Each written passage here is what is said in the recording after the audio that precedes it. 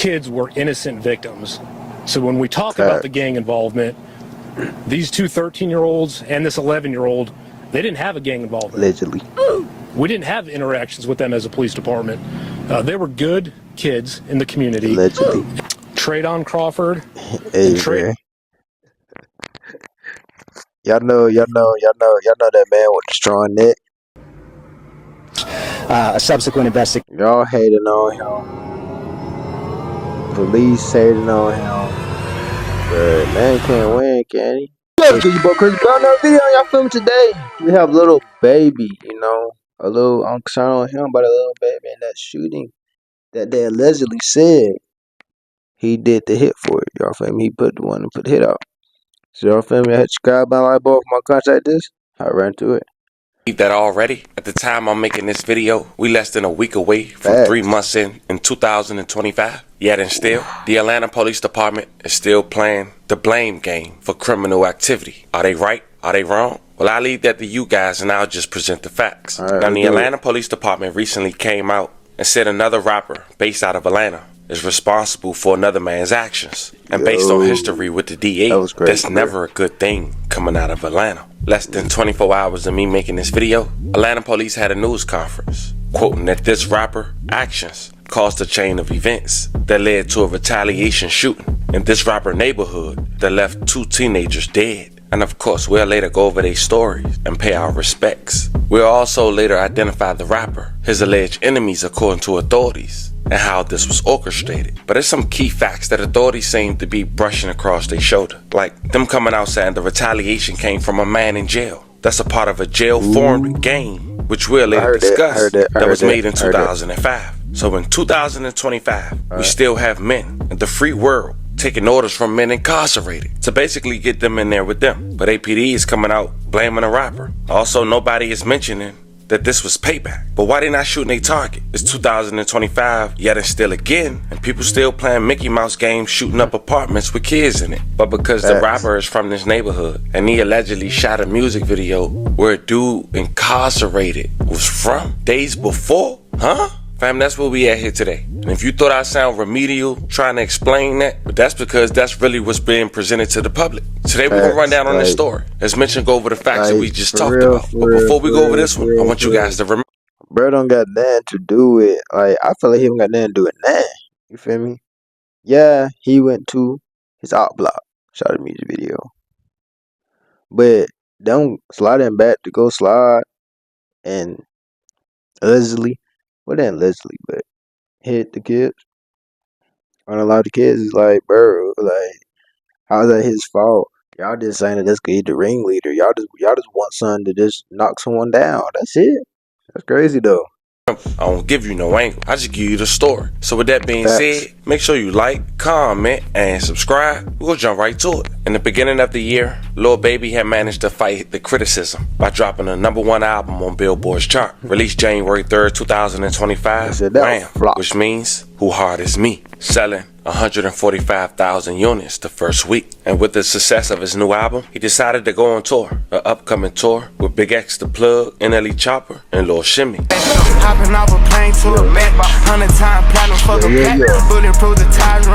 Now with all the success coming Lil Baby way, he still managed to have his name and some bad lights that I'm sure he don't even approve of. Recently, people was even pointing out him wearing different colors of bandanas, saying he allegedly rep different gangs. That could be a throw-off to them people, and maybe this one of those reasons. But see, on the second week of May in 2024, Lil Baby decided to shoot a music video on the west side of Atlanta in the Dixie Hills neighborhood. And those might remember that a young lady who worked at a local taco venue inside the shopping center mall had recorded Lil Baby pulling up before the shots had went out. And people was blaming her at first for allegedly giving out the location. Might be true, might not. But check out the clip. Go, y'all see him. He came to get him some tacos, baby. Y'all better pull up, cause you already know how he doing this type of tacos, baby. Pull up, baby. Little Baby just pulled up on us. You know, we doing it big around this mug. Minutes later, according to a video obtained by TMZ, some men who act like they was recording their own music video only to scope out the scene had shot the music video before fleeing away and managed to be caught on camera, but it was blurry. 3 people were shot who later survived. Yo, what the fuck? Shot ripping Oh. Where you at? Yeah.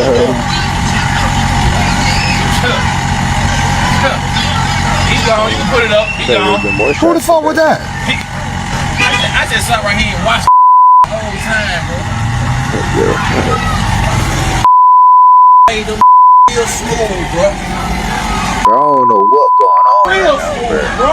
Them like they was shooting their own video the whole time. They were plotting on their ass.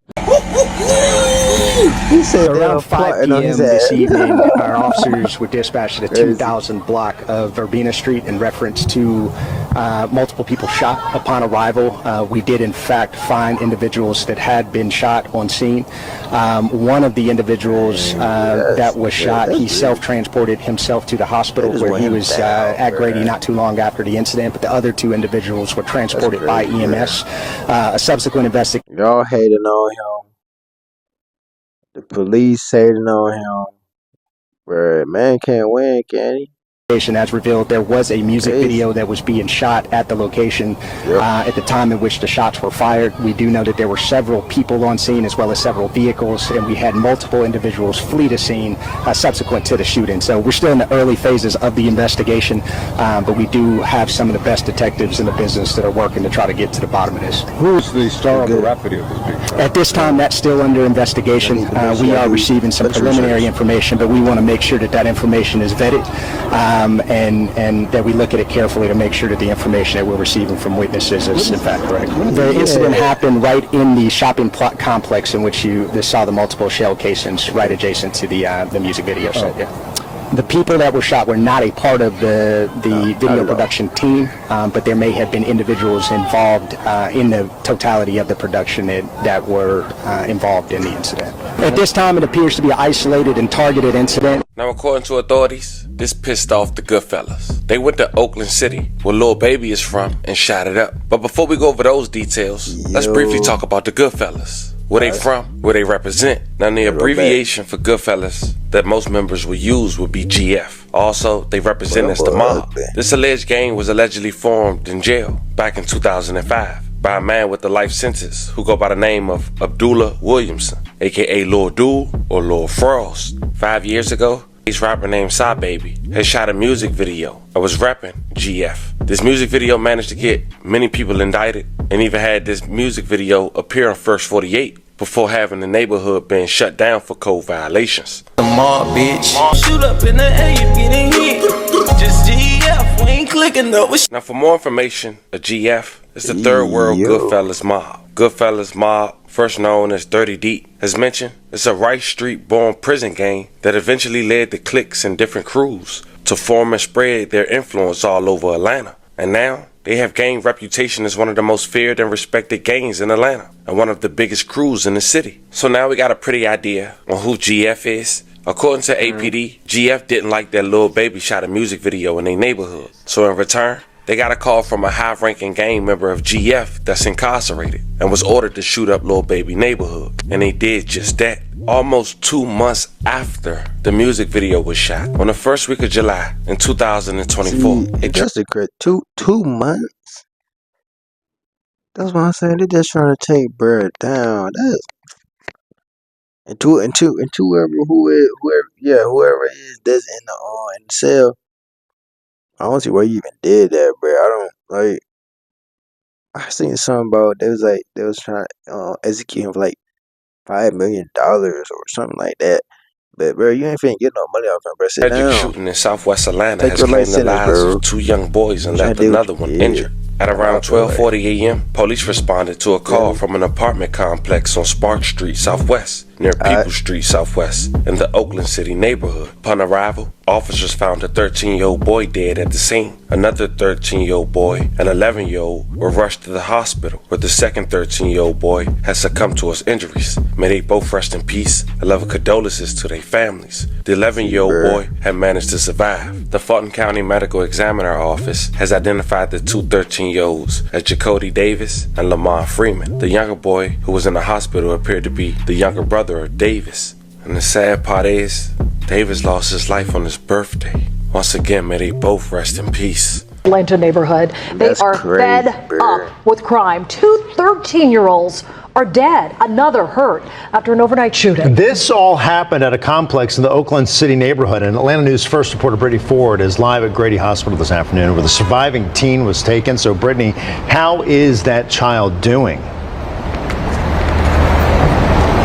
Well, the good news is that this 12-year-old that was injured in this shooting is in stable condition, expected to make a full recovery. But today we were out talking with neighbors who say this has happened over and over again. Tragedies just like this, they're calling for the city to step in.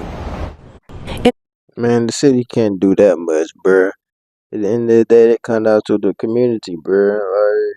Man, I don't want to hear that. Apartment building on Spark Street in southwest Atlanta riddled in bullet holes. I had a bullet come through my grandbaby window. I had a bullet come through my door.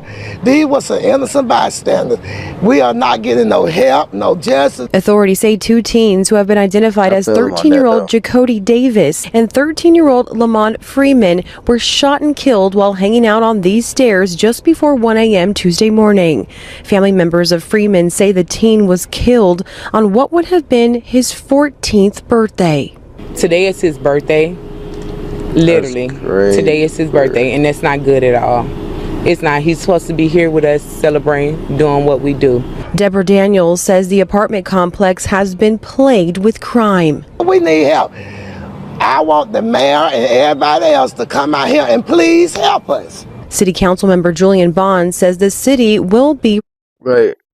I want to know what they're going to do. Like, they don't care. They don't care about, like, I'm going to keep saying this, but they don't care about themselves. Because if they did, they wouldn't be doing it. So what is they going to... What can they ultimately do to convince them to stop? Because I promise you, most of them don't even like 12. So, I mean, they don't care. Like, simple as responding. That. The police department's going to do a newly tuned focus on this particular property and the area in general. Bond stressed they also need the community's help. We want people to be involved, to tell us where they need the service, where we can apply our resources to better help and to serve them. You know, we don't want to just respond when there's a tragedy. Grieving the loss of two young men, Daniel says the violence has gone unaddressed far too long. It is sad. How many more we gonna get killed? It is sad. Now, Atlanta police are still working to find a motive. Right now, there are currently no suspects or even a suspect description. Reporting live at Grady Memorial Hospital, Brittany Ford, Atlanta News. I felt every word that grandmother was speaking. Sickening. Now, Atlanta PD held up their promise in making an arrest. It would come 7 months later, and 12 members of the Goodfellas happened to be arrested. And if authorities know the hit came from inside the jail, I'm sure someone incarcerated had already started talking. And because of that, they side had deemed Lil Baby shooting that music video was the motive. And in return, Lil Baby was mentioned and the warrant. How ironic. Check it out. For this incident took place, we were out here holding a very similar press conference, and we were asking for the help from the community.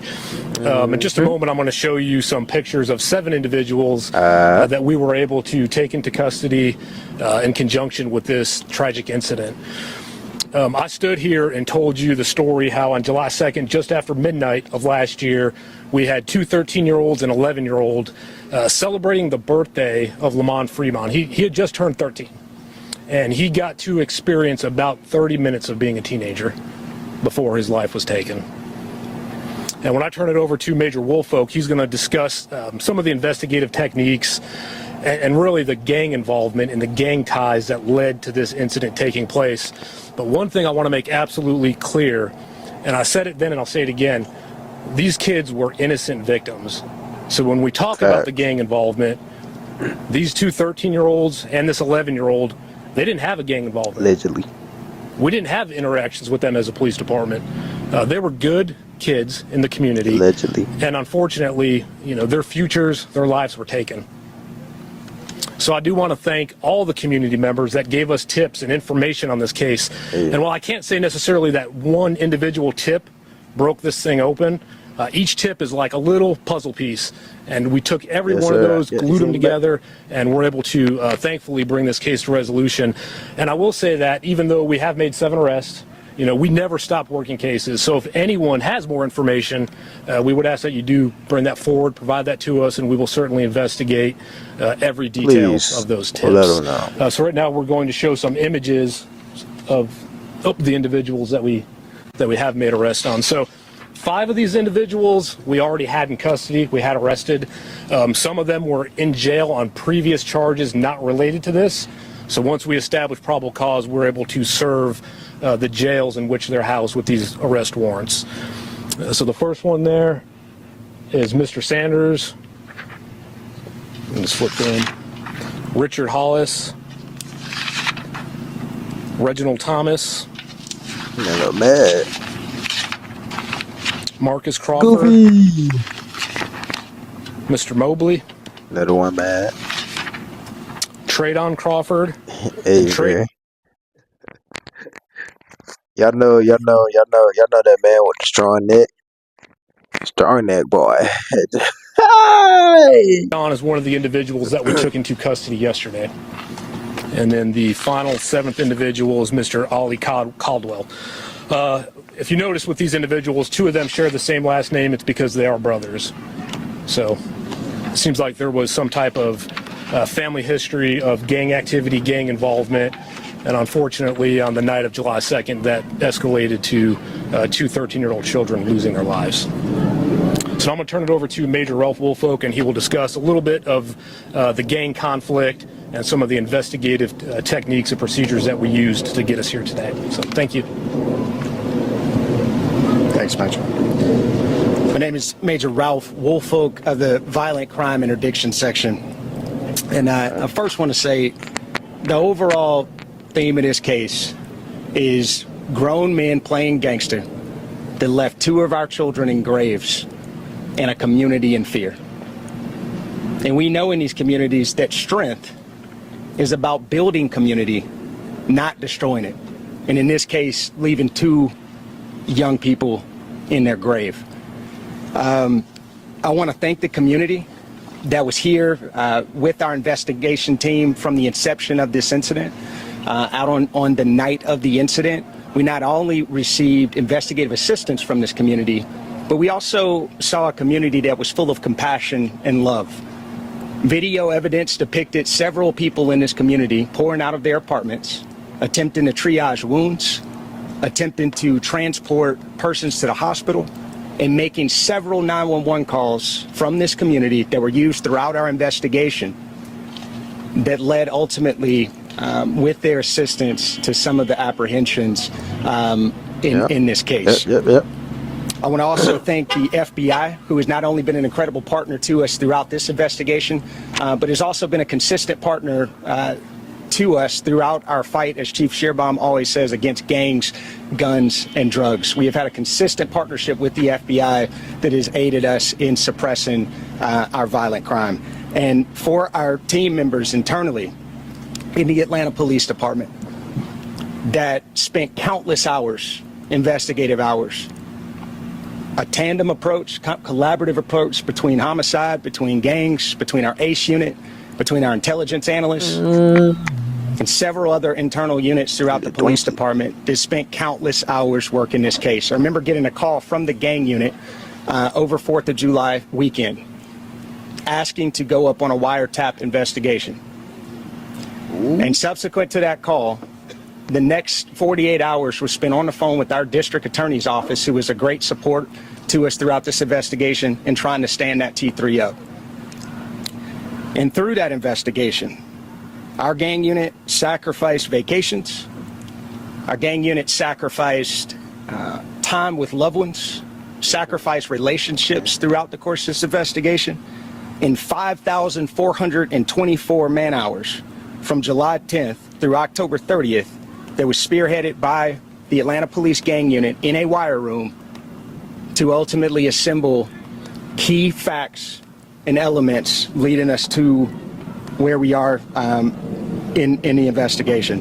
And for the investigation aspect of this, Lamont Freeman was allowed to be a 13-year-old for 27 minutes before gang violence ultimately took his life. Right. Gang violence that was orchestrated by adults. Facts. Adults in our city. And cowardly acts of an Atlanta-based rapper that decided to go over into a rival gang stronghold and shoot a music video in a place that he knew he should not have been. And in the subsequent days, we saw homicides and shootings, and ultimately the deaths of 2 children as a result of his cowardly actions. And you know who you are. And I tell you that this team will work relentlessly to hold you and the persons that you are affiliated with responsible for those actions. Ultimately, there are components of this investigation that led back to a prison in the state of Georgia where an illegal phone, a contraband phone, was used to orchestrate these acts. There was a hit called by a high-ranking gang member on the opposite side of that opposing rapper's gang. And I'll tell you today, that gang was Goodfellas.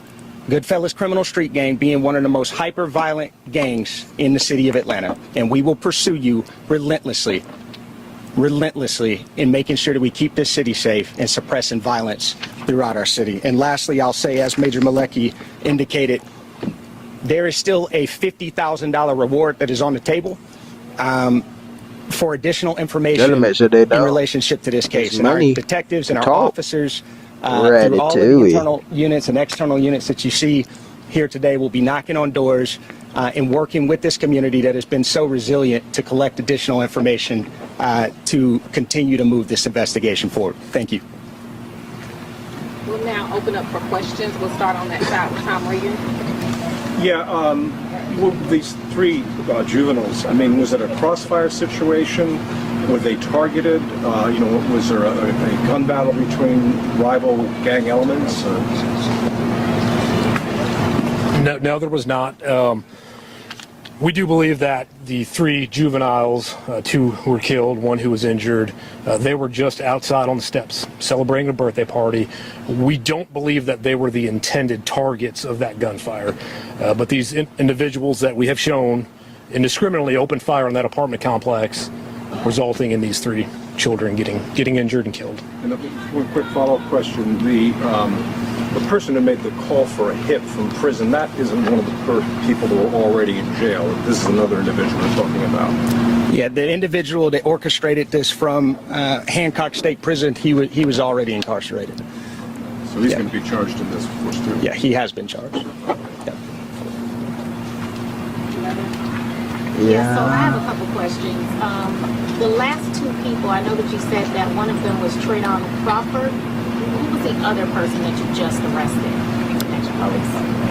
Ali Caldwell. Okay.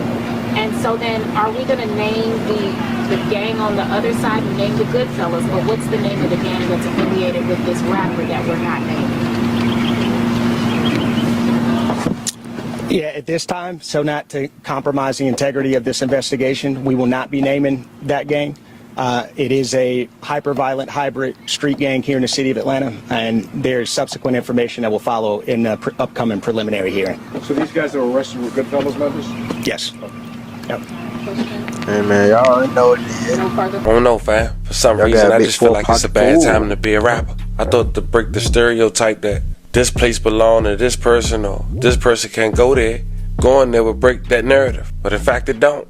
A music video led to men shooting up an apartment where kids were outside playing Mickey Mouse games. And they blaming a rapper who shot a music video almost 2 months prior. Fam, I want to know how you guys feel about this one in the comments. It's important we all take accountability. Man, bruh. Let me see. But it's also important to present the facts to the public. Man, bruh. Oh, dang. Man, little baby don't got... I personally feel like little baby don't got nothing to do with that. He filmed the video. Bruh from prison said he wanted to hit. So, bruh did the hit. How you gonna blame little baby because he went to a place, but then that person got it? I understand, but at the end of the day, he incarcerated. He ain't had to go tell them go shoot her that. But he did, though. That's on him. Dog, me, you blame it on baby, though. But y'all feel me? It's bro Chris Reacts out. Ah!